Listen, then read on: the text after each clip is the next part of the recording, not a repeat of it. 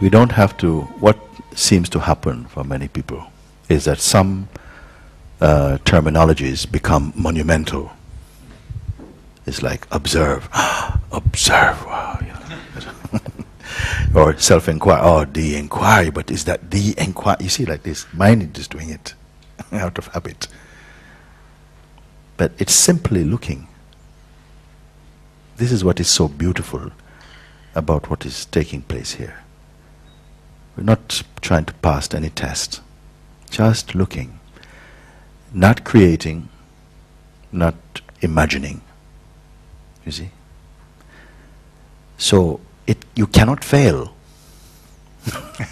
You cannot fail. So I want to try it actually with you. You see?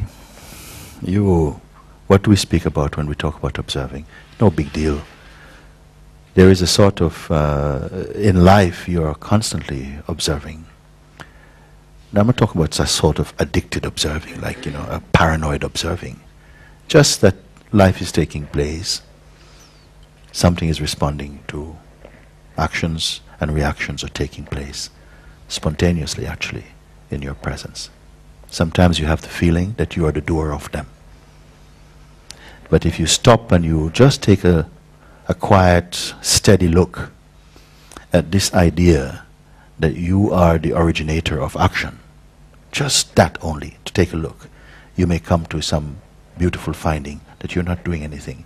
You have the sense that you are doing something. Even this simple thing, we miss it, in fact, because it seems so normal. I am the doer of my actions.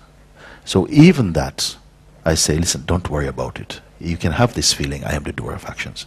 It's not going to prevent you from what I'm pointing you to see for the moment. And this what is called witnessing, it's also not necessary?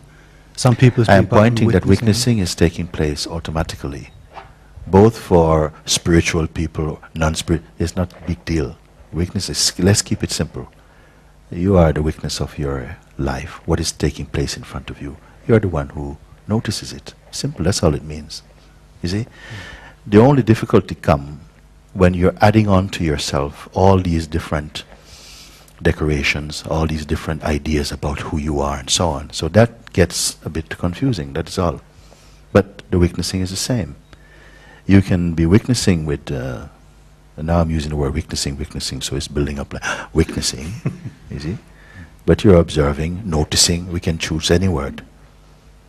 But when you are in a strong identification with the circumstances that are appearing in front of you, then something changes with that. It becomes personal, it becomes intimate.